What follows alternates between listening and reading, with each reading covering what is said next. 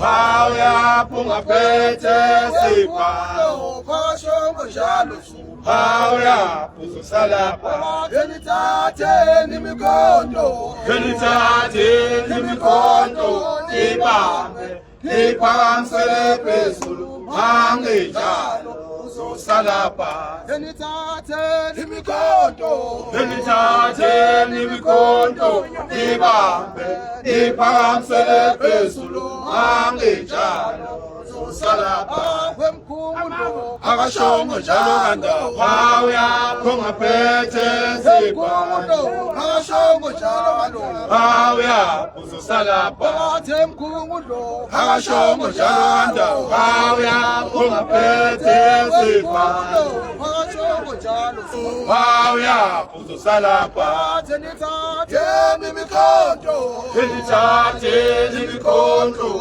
nibambe niphakamisele phezulu mangenjalo uzosalapha Siyabonga kakhulu kanza kwethu sibonga kakhulu to all media houses abakwazile ukuthi babe ingxenye yesimemo sethu ukuthi sibe khona la eGP eGoli eJohannesburg eGauteng province njoba sazi ke ukuthi iyona sizindamnotho wezwe laseNingizimu Afrika la iGoli ngakho ke inkinga la iGoli ziningi zisabeka kakhulu futhi nabo kufika abangekho emthethweni abagcwele iGoli bayizigidigidi baningi kakhulu lokho ama states akukho lokhu kungamanga ngakho ke nganza kwethu sizodedelana nomfowethu uphakela umthakathi umfoka ndabandaba sikwazi ukwendlala kusukela osukwini lakusasa njoba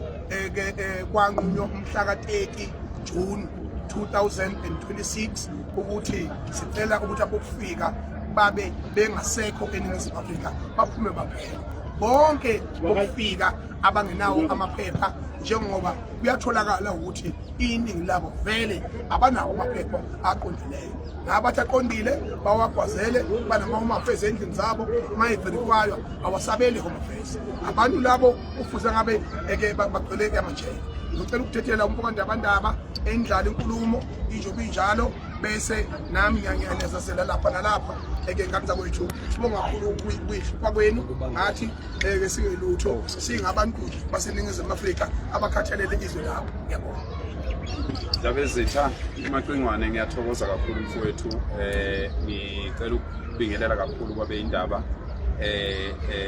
bamahlelo ehlukene bonke abathatha ithuba labo basondela kulokhu kucela kwethu kwanamhlanje ngibingelele ngenkulu inhlonipho kumfowethu umfazi ogcwele umfowethu wamakhanye ngibingelele kumfowethu Ntombela eduze kwami ngibingelele kumfowethu uDlakadla ngale sandleni sami sokudla sibingelele zonke ke insizwa ekhona siyayibona insizwa nazo zikhona emva kwabe indaba nomne wethu lapha ukhona ubaba uMbungosi siyathokoza kakhulu ke cha ingane zakwethu lo msebenzi masuqala sawuqala ngokuthula sawuqhuba ngokuthula umkhizo usuyezwela ejazini kulabo kufanele uzwele kubo uzwela nje siqhubeka senza ngokuthula uma ngabe ke lapha kwaZulu kwenziwa izinto ke sifuna nokufundisa nabo bonke ke abantu ke ngendlela yethu thina esilamula ngayo izimpi nangendlela esenza ngayo izinto ngokuthula kuze kufunde nezinye izinhlanga thina siyakwazi ukuhlala phansi kufe umuntu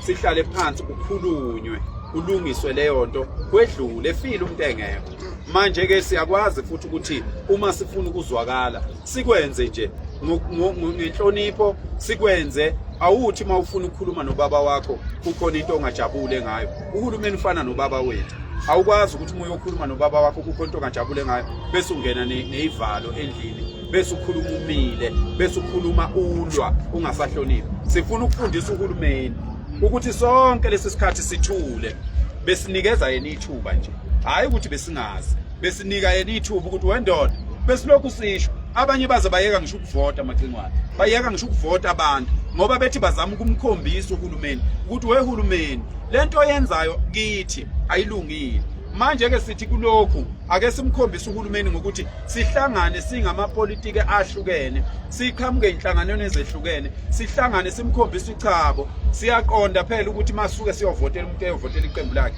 usuke nje votela iqembu lakhe kodwa ekugcineni singabantu base South Africa lokhu nje sikwenzayo akuqondene ngqo nabantu bokufika kuqondene nohulumeni sikhuthaza yena ukuthi wehulumeni nanka ama drugs kulela dolobha wehulumeni nakho kwenziwa ama IDs angekho emthethweni lapha wehulumeni nakho kwenza ubugebengu lapha lento iyingozi ezweni iyingozi naseyinganeni zethu ngakho ke yonke lento esiyenzile kuze kufika namhlanje siyenze ngokuthula namhlanje ke njoba sila sizothi ake sibalayeni ngoba kukhona phakathi kwazi izikhulu kahulumeni eyifisa ngathi ngabe kusuka udlanga ingakho umuzwa omunye umholi ethi hayi aba document ufuna kusuka udlame ngoba uyazi ukuthi kuzothi ukuthela ingakho uzwa ukuthi ethi nawe awuseyena wase South Africa ngoba nawe awunayo into ekufakazelayo ukuthi ungase South Africa ubulimi obungakanani lo ukuthi ungafika ube umholi ube in leadership in the National Assembly for more than 30 years and then uvuke kusasa uthi wena hayi kufanele kuhlalwe phansi yini efuna ukuhlalelwa phansi uma kuthiwa silandele umthetho imuphi lo mthetho kufanele siwulandele the same umthetho o-compromise amaphoyisa ethu the same umthetho abuse amaphoyisa ethu amaphoyisa wakwazi ukusebenza igebengu zinamandla ngaphezulu kwamaphoyisa sizobuyisa isithunzi samaphoyisa thina sizobuyisa isithunzi samasosha thina sizobuyisa isithunzi samadoda akuhulumeni angayithandi lento eyenzakalayo kodwa angazi ukuthi azokwenza njani ngoba banjwe ngama mandate sizothi kamandla awabuyele kubantu asiwaceli lamandla siyawathatha siwabuyisa ngakithi yithi sizosho ukuthi ubani uzoba upresident yithi sizosho ukuthi ubani uzoba ikhansela yithi sizosho ukuthi ubani osiphathele igoli yithi sizosho ukuthi ubani osiphathele iTheku osiphathele iCape Town osiphathele iSouth Africa ayizukuphathwa inoma ubani ozobekwe emabhilidini amakhulu agadwe ngama security amakhulu yena ezakhe ingane they are not exposed to drugs uma ngabe ufuna ukubona ukuthi lento esisebenzayo iserious kangakanani hamba uyobuka izingane lezi ezimhambima amaphara ubuso uyayibuza wena ukuthi if ingane neminyaka ewu14 already doing prostitution eyakhe ingane na14 ufila kanjani ngayo yona manje ke sizothi kubantu bakithi lokhu sikwenze kuze kufike lapha namhlanje lapha uzwa abaholi bonke sebephawula sikwenze ngokuthula lokhu saqala sikwenza ngokuthula sizothi kubantu bakithi kusasa umhlaka 1 i-countdown iyaqala asijiki lapho i-countdown iyaqala umhlaka 30 awulona ilanga lesigameko umhlaka 30 is not an event umhlaka 30 is a date by which all foreigners all illegal foreigners must have left the country. We are calling on all ambassadors from different African countries to come and fetch their people, because by 30th we need to start other programs. Afanele South Africa nakhuluma ngeSouth Africa angabathinta abantu bokufika. Nobody is going to die. No looting is going to happen. No violence is going to be incited. But we are calling on our brothers and sisters to say, my brothers and sisters, respect the peaceful way that we are using to ask you to leave the country. Because asifuni ukuzobuza ukuthi we gave you 6 months, why are you still here? We don't want to ask that question after the 30th year. We do not want to ask that question. We want to say, we want to understand which Okonala is providing a scarce skill. Okonala is here on an educational visa. Okonala ukhona ngezinto ezisemthethweni kuphela. All illegal foreigners, even in buildings like this. On the 30th, we will be in these buildings. We will be checking what's happening in these buildings. Because you can't call Johannesburg a headquarters of African economy. Ufice ibhilidi lifama windi kanjena kulenga mapitikoti, kulenga maphinifa, kulenga yonke. We can't have towns like this. Because this is where drugs are cooked. This is where prostitution is conducted. This is where illegal stuff is done. And our police are compromised, and we are going to rescue them. We are going to rescue our leaders. We are going to rescue this country, and we are going to do all that peacefully. And we are calling on our people ukuthi niqhubeke bafowethu nibe nokuthula. Ongafuni ukwenza ukuthula sicela ngangene eviyweni lethu ahamba yokwenza into ebhedayo ebese funa kuthiwa yenziwe yithini. Uma wena unamandla okwenza into ebhedayo hamba uyoyenza wedwa. ungangeni phakathi kwethu, I will be leading 1 million men on the day. And nothing is going to happen to this country. No infrastructure is going to be damaged. Akuzukushiswa lutho, akuzukubulawa lutho. We will be showing the government. We will be saying, government, look at us. We are 1 million men. We are saying one and the same thing. We are saying illegal immigrants must leave this country. Not only our black illegal immigrants, all races must leave this country. Abantu bayazi thina kasihlali kuma suburbs. Abanye bayasibuza ndaba ezithi abathi why ningabathinta abelungu njengamanje njengoba sila ngabekho abelungu la asikwazi ukukhuluma ngabelungu ngoba abelungu abekho la asihlali thina nabelungu. Every man that is staying in a suburb or in an estate, if he's staying with illegal white people there, he must do his job also. He's a man. He must stand up and fix the country. Everybody must contribute in fixing this country, and everybody must take part in making sure that we restore the greatness of this country. Lelizwe lihle, lelizwe linemali, lelizwe lingakwazi ukunakekela abantu balo kahle ngaphandle kweinkinga. Sicela lokho nje kuphela. Sicela kube nokuthula. Siyayiqala i-countdown. Akhona amamasha amaningi every day from tomorrow. Every day there will be an update ukuthi leading to the 30th what's going on and what's going to happen. Thank you very much. Nganza kwethu sisebonga kakhulu ngolasemzini ngekuthiwe history is more than just a path created by the past. It influences the present and shapes the future. Therefore, I mean to say that the historical marches that we have had in South Africa, led by Ubaba Upangalo Mthakathi, Ujacinta, and myself, and we are saying that the history tells itself that he had been extremely peaceful and no damages, no one was beaten. It's a blue lie that someone was beaten, never. It's a discipline amongst ourselves. Even myself, I've been beaten by my brother here during the march because it's a command. When you are the commander of Zulu army, especially, and then you must discipline your warriors so that they must be in order and so that they must not put a wrong picture out there. So therefore, it's very simple.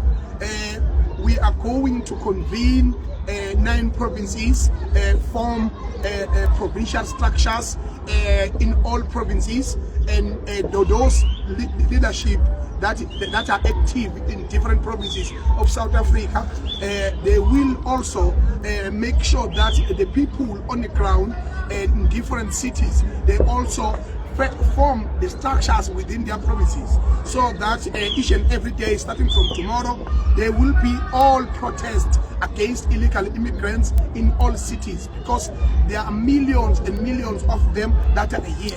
We are saying and appealing to our government that whomever trying to hijack our peaceful march in the name of criminals must be arrested.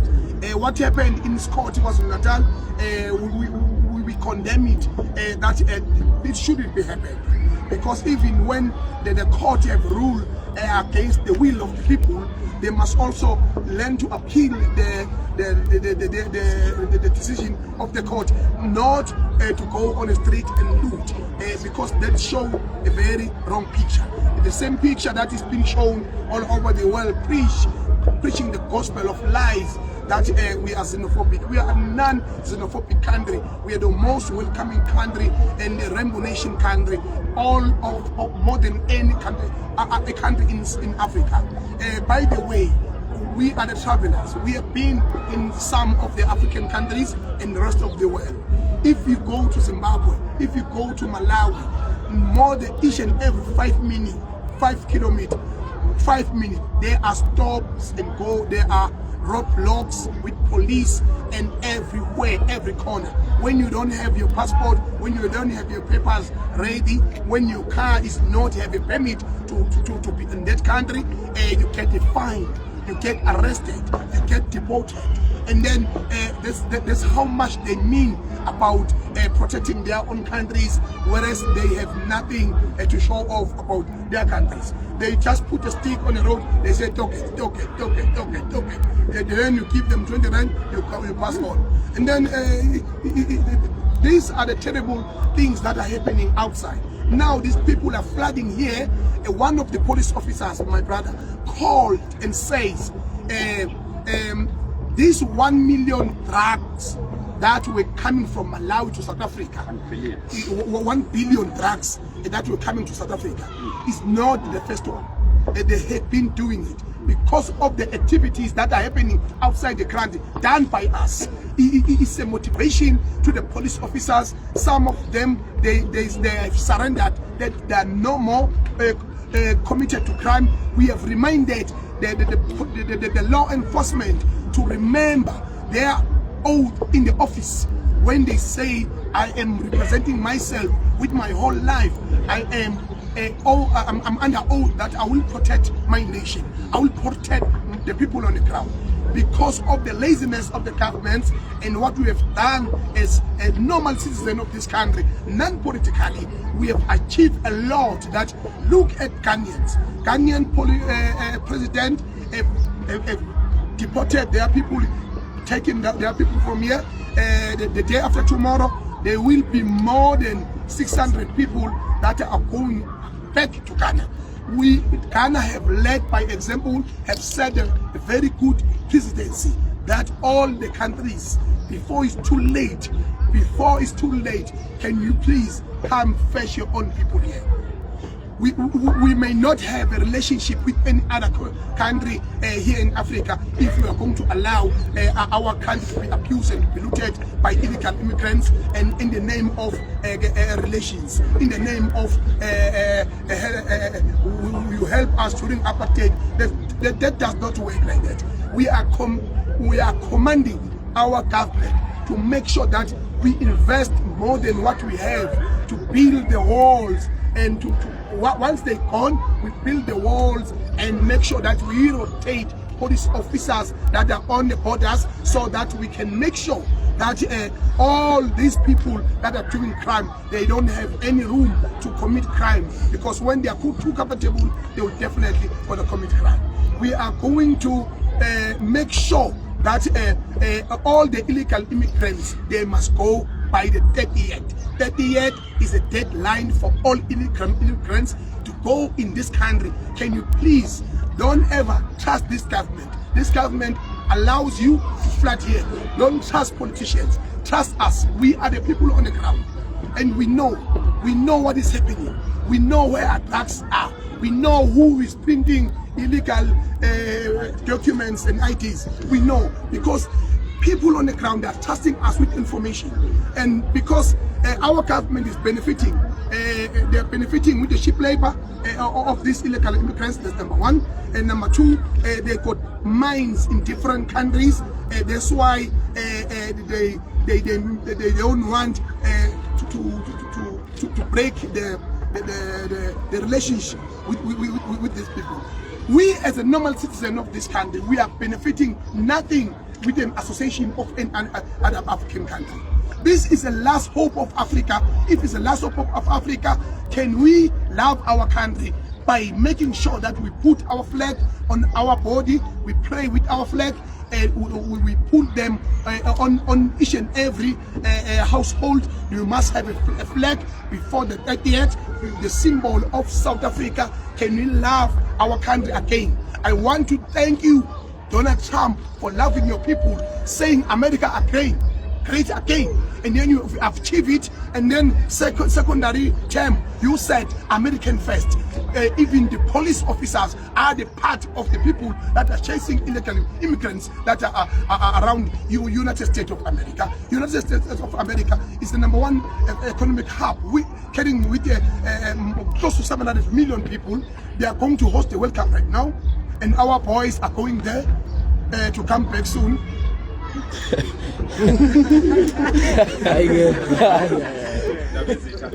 I want to emphasize that as South Africans, we are not xenophobic, and as South Africans, and especially as Zulus, we are not tribalistic or pushing tribalism, and as South Africans, we are not built out of hate. But if you are a man, we need to remind our men in South Africa that this country didn't just become what it is now. There are men and women who sacrificed their lives. There are men and women who worked hard and they were paid less to build this country. For us as their children, and it will be a shame when we grow up sikhule singamadoda singakwazi ukubaluleka kwezo. Njengamanje sizoshintsha into ephathelene nezwe. Kufanele abantu bazi ukuthi izwe liyini. Amadoda kufanele azi ukuthi izwe liyini. Kungabi mnandi nje insizwa ukuvuka njalo ekseni udliwe inhloko, kuphuziwe utshwala, kuhanjwe kuyolalo.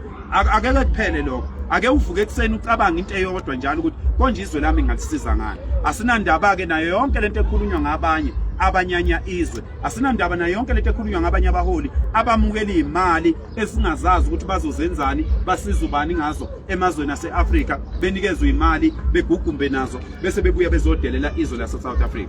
We are not xenophobic as South Africans. We are helping our police and our politicians and our leaders to understand that we are the people. We are affected by these situations here. So ingakho ke sisukuma maphoyisa, and we want to thank you maphoyisa. We want to thank you policemen and women for understanding that when you are around us, we are not causing any harm to anyone. And you have been always there. We are always live on our phone. You can't edit live.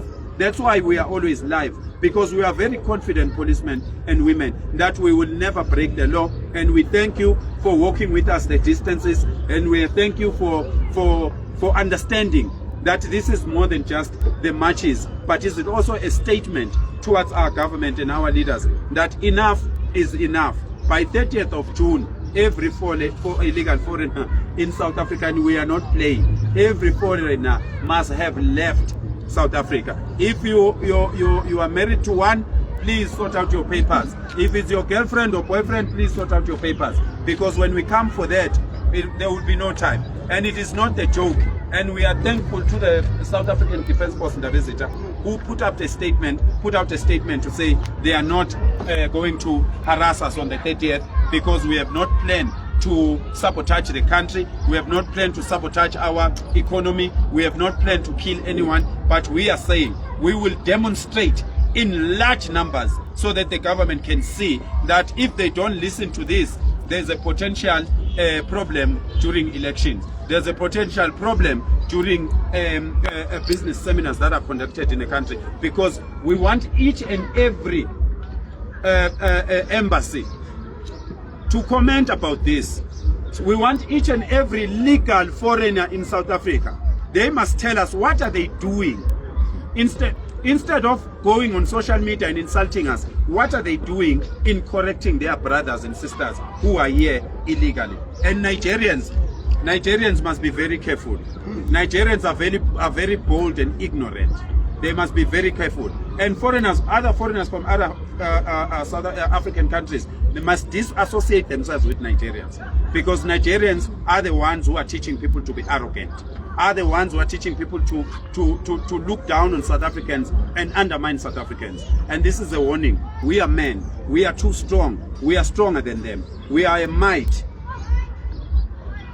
They mustn't seek for war. War is never a solution, because the war doesn't only kill those that are beaten. The war always kills from both sides, and we don't want that. We don't want the war. We do have the war. We have the power. We have men. We have our strategies, but we don't want to use that. We are saying just leave. Just leave the country. Leave our sisters. Leave our kids. Take away your drugs. Go feed your babies there. And what kind of men? Now they are showing that they are strong in South Africa. Why would you leave your wife and kids and want to be strong in another man's country? Nigerians must be careful. Actually, Nigerians, we issued on the 24th of May, we issued a statement that they must close all their businesses. So from tomorrow, we'll be checking all businesses that are owned by Nigerians, whether they are closed or not. We will check that up. And we are straightforward with it. We are not going to kill anyone. We are saying, let them close their shops. And Pakistanis and Somalis, they must vacate those spaza shops. Spaza shops belong to the South Africans. All those that are illegal immigrants and are owning saloons, they must vacate those shops. We don't care. You don't tell us what are we going to do after that. It's our country. We will decide. Don't ask us what we are going to do when you are gone. Just leave. This is our country. If we want to leave it hollow, we will leave it hollow. If we want to occupy it, we will occupy it. Don't ask us what we are going to do in our house. It's our house. It's our land. We are men, and we are standing up for this country. And this is not a joke. This is not a joke. All the leaders who are supporting illegal immigrants, all the illegal immigrants in South Africa must go and build houses around that man's house. Yes. All the foreigners that are feeling that they are not safe, they must go and build shacks next to the leaders that are saying we must leave foreigners alone. They must just do us this favor and shut up, because we don't have time. We control the narrative of this country now. So we are not joking, and we are smart. We are 10 times smarter than those leaders who are saying we are not smart. And umuntu ohlekisa ngentelezi, that means he doesn't even know what is intelligence. Because I can change police into warriors with my intelligence. Okay. So if you are making a joke with intelligence to KwaZulu, then you don't know what you are gunning for. Because we are not joking. We are not joking, and that intelligence is the one thing that has done something that even a politician can't do. A musician can't do. No leader can command 5,000 men and those men don't break anything. It is because of that intelligence. So they must respect that intelligence. And we got another one. That one changes the whole narrative. So they must be very careful. They must be very careful. We thank you very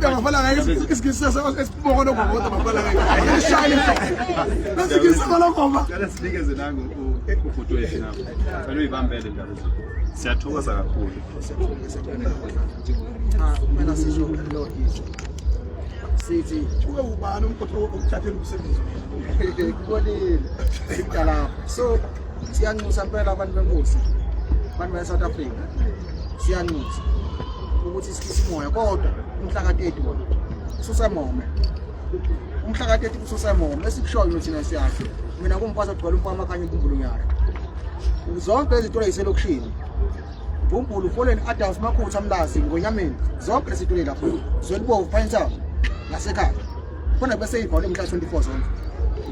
Ngiyakusho lokho ngoba yini sibalekela ukula, sifuna ukula into esifuna, sifuna into peaceful, kodwa sifuna ukutshela uNkulunkulu ngoba ethuli nje sofika la sicela khona ukuthula, sofika la sicela khona ngoba ethuli nje akathule njalo, kodwa uzobona abantu badini izwa lisaphethe yona liphethwe yithini izwe, siphethe ngenkani lelizwe, bayathanda abathanda, siyalithatha lelizwe ngenkani. Kuningi ongazokwenza nje masingathandi, ongabahlonishwa abantu, awukwazi ukuthi ungafuza ungigcubuze ekhaya, ungidayisele ukushebe ekhaya. Siyazi nje kumahlebe esimanye bese insuku plan ufaka poison ukudla ukuthi idle ukuthi unopoison lethu zakho. Sihlale kanjani ngena nabantu laba athi baprotect amalokishini, kodwa still amalokishini ibona bazofita ingane zethu ukushebe, bafita imndeni ethu ushebe, into mabethu ushebe, ngoba isingo sisithenga kubona kithi. So siveza itolo ngoba nje ubhuti uphala umthathu umhla ka-24 May 24 June sifuna sezibhaliwe zonke futhi kahle. So nje siyakhuleka mpela, siyakhuleka namaphoyisa sabu kakhulu ukuhloniphana, asizile ngempi, hayi ngoba singenayo impi, sinayo iningi, kodwa asizile ngempi, size ngoxolo ukuthi sicela ukuklina i-country yethu. Ngani zakwethu kusasa sizobe sehadini, sicela umphathi wonke wasehadini ume ngobuningi bawo, ubheke ehadini lapha-ke ufuna emntwini sizobe sekhona siyovala lethaqa ihadini, siyolungisa isimo ehadini.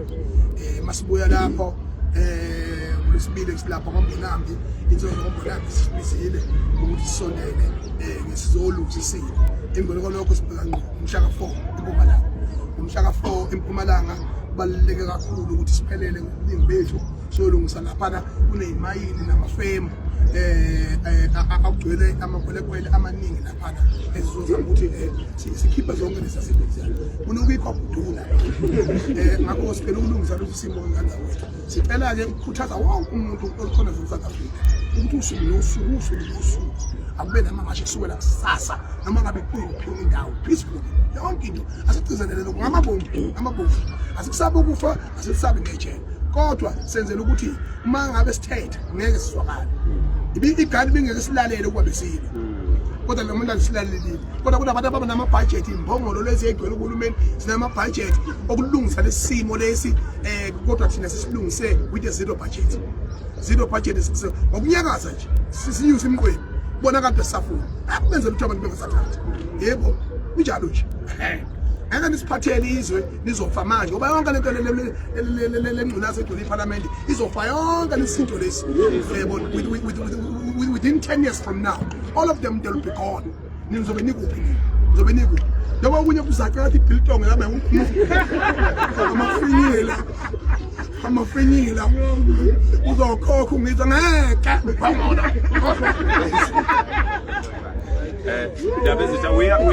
we are also calling on our fellow South Africans who are owning businesses, especially the white community, the Indian community, and the Islam community, or the Muslim community, I don't know how it's called.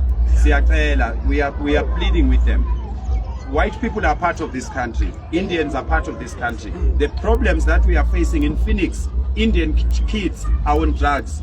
If you go to the clubs there in the night, you can see even the children of pastors, children of top people in big towns. They are also in drugs. If you go to Sentin here, akuma drugs kuyabhubha kula mabhilidi ungalibona lilihle ngaphandle ngaphakathi ingane zeyigwili ziyafa ama drugs. Everybody is affected with this situation that is going on in the country. So that's why sicela wonke umuntu. And also, if white people and Indians and Muslim community get involved in this fixing of this country, they are also protecting their businesses. Because if we are seen as one, people of South Africa would understand that this fight is directed to the government. It is not a fight actually. It is a warning to the government to say, government, please fix this, apply these laws, apply these laws of the country, emphasize to every peace officer and police and soldier to keep his oath and look after the country, because asikwazi ukuba nezo bafowethu kwampunze edlemini and singamadoda and undermine ourselves. Nina insizwe lihlala lapha emahostel, you are hired hitmen to kill us. You are hired hitmen to kill police who are trying to do the job correctly. Stop that nonsense. Yekani insizwe lihlala emahostela. Stop that rubbish. Yokubulala amaphoyisa nokubulala insizwa niqasha lokubulala abakwenu. This country, if it's fixed, if lelizwe lilungiswa kubuya amafemu kuye wonke umuntu is got a piece of bread in this country. This country is rich. So stop killing police, stop killing one another, stop killing people, stop protecting our legal foreigners in this country. Because most of you guys who are staying in the hostels, you are the ones who are hitmen. You are the ones who are abducting our people. You are the ones who are kidnapping kids for these foreigners. You have been hired to kill us. You are just here to snip us. And you must know, Uguti, we do have our intelligence. We also get these names. And we know most of the time siyazi jobani abagada amakwerekwe. Siyazi nokuthi baqhamuka. And there's these security companies that you don't know ukuthi basebenza kuphi. Trust me. When we start facing you or coming to you for that, it won't be easy bafowethu. Because siyanazi la hostel nikhumbule nihlala nabafowethu la hostel njoba nibulala abantu nje la hostel siyazi nokuthi obani ababulala abantu. Every month 15 people are taken down to KZN. They are killed by abantu base KZN. Stop that nonsense. Because singayishintsha thina ekseni nikhumbule ukuthi ningamagwala futhi inkabi ngamagwala nje vele yabo ningamagwala vele siyanazi ukuthi ningamagwala ngoba anikwazi ukulwe emini njengathi thina silwe emini ilanga libalela njoba silwa. We are putting our lives on the line. Ngamabomu, because we want this country right. If indoda ifela into enhle iyaphenduka ibe ingilozi egcekeni, ibe ingilozi yezwe. Wena mawumgodo oyibulala abantu uzoba ingilozi kwenzani? Uzahamba usipokele sambe siwa singazi isikhexwa yini la. So please stop killing police. Stop killing one another. Stop taking money from foreigners. Stop doing these nonsenses in these hostels. Let us fix the country, because everybody is going to get a piece of the bread when the country is fixed. Siyacela, white people, Indians and Muslims must also come into the party. They must also help this country. Business people, ShopRite, USPA and everybody. They must come to the party, because as we close these spaza shops, they are benefiting. They mustn't keep quiet like we are not doing anything. They must show up and come and save this country, help to save this country. So we are not promoting any violence. That's why we are calling on our people to stop killing each other and making sure that this country becomes great again. We will be here, and we are here. We are going to be here every day until we fix it, until we win. Bafowethu, this country needs to come back to what it used to be. Sonke, we need to play part. We even know the police. We got screenshots, accounts, and monies and messages of police taking money from drug lords, and we don't want to name and shame. We are saying, police, stop. Whoever whoever is involved in drug cartels and taking money from criminals and everything, if you're a policeman, you took an oath, stop. Because the time will come. The time will come where we'll name and shame, but we don't want to do that at the moment. Sicela nansi insizwa yakithi. Nayi insizwa yakithi. Eyabulawa, eyaduculwa ngabantu bokufika nansi. Ilwa indaba yama drugs. Woza ngapha futhi kancane. Kuza nalo mpethu Yeah, kancane. Yeah. So ke lensizwa sizoyichaza kuphela. Sizoyichaza kuphela ngenxa yokuthi udaba lwayo lusesemaphoyiseni. Sizochaza kuphela into enzeke yona ngoba akuvumelekile ukuthi akhulume ngaleyo nto ngenxa yokuthi kungahle konakale icala. Kodwa ke lensizwa indaba ezethu sephakamisa ukuthi kufanele siyivakashele le ndawo ehlala kuyona. Yadutshulwa bebabili ise Boksburg. Yadutshulwa bebabili yalophuza yona kwashona lo nomunye yasinda yona njengoba ingakwazi ukuhamba njengamanje. Sifuna ukukhombisa ukuthi for those that are saying we are xenophobic, are we still xenophobic if our brother is limping like this and udutshulwe umuntu okufika? Is that xenophobia? Is that tribalism? I will still want to document these people who can shoot and kill people without being traced. Let us stop that nonsense. Yeah. Ungangena ecaleni ke mfowethu. Ungangena ecaleni. Ukuthi umuntu oqashe uthengiwe kusho imbongo zapolitiki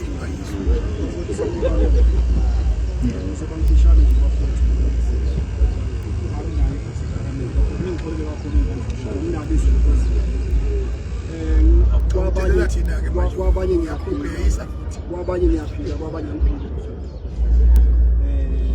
bengicela ningilekelele kunesimo engibhekene naso because lokukhuluma ngisakusaba ukukhuluma phambili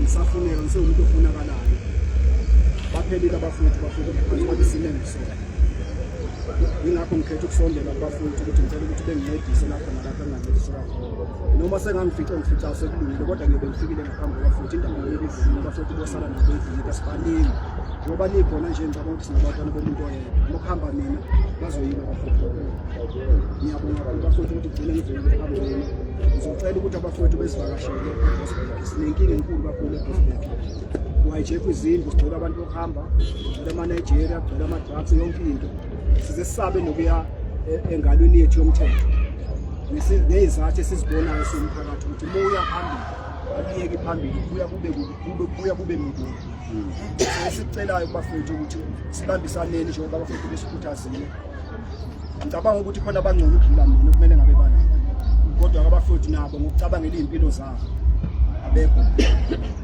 ngiyabonga kakhulu bafowethu ukuthi ngibona ngabafowethu siyabonga kakhulu isibhedlela. Amaphoyisa siyakhetha awatshela abantwana kwathi siyashayana thina. Niwatshela baphoyisa uplo sisinangu siswami. Nibatshela abantu bokufika ukuthi siyashayana. Yeah, siyashayana ngempela futhi. Kodwa sizokushaya umuntu. Nibatsheleni ukuthi nisho ningamaphoyisa hey, please make our lives easy, just go. Because abantu abathwala umthwalo onzima yinini amaphoyisa ngithi. So asifuni ke thina kuhlupha amaphoyisa ethu. Thina amaphoyisa, we want you to be peace officers. We don't want you to arrest anyone. We want to bring this country to a position where police will just walk around the streets just to maintain order. We don't want police to arrest people. We don't want police to work hard in chasing criminals. We want police to enjoy their work. We want police to go home and enjoy their lives with their kids and families. Not to kube yithi South Africans or anybody who's troubling the police. We want that country. We want that country where soldiers will just come and maintain order in the country and face wars that are coming outside of the country. Not when soldiers are deployed to come and fight us as South Africans. No, we don't want that. We are praying for you, police. We love you, police. We want to work with you. We want to make your jobs easy, but also tell foreigners ukuthi thina siyashayana. Ngoba mabelokhu benza ama-video kanje. Benza ama-video kanje bethi asindawo South Africans are lazy, South Africans have small sticks there and South Africans can't do this, can't do that. Hello, siyashayana. Bayigade leyo ngozi leyo. Inkosi nibusise, siyabonga kakhulu kwi-media. Ngiyabonga indaba ezitha. Ngizocela goqe angazi noma khona ufuna ukubeka indaba ezitha. Sesiqedile thina. Siyabonga nina benkosi. Inkosi nibusise nonke. Ungaba imibuzo nje. Khona imibuzo. Hayi.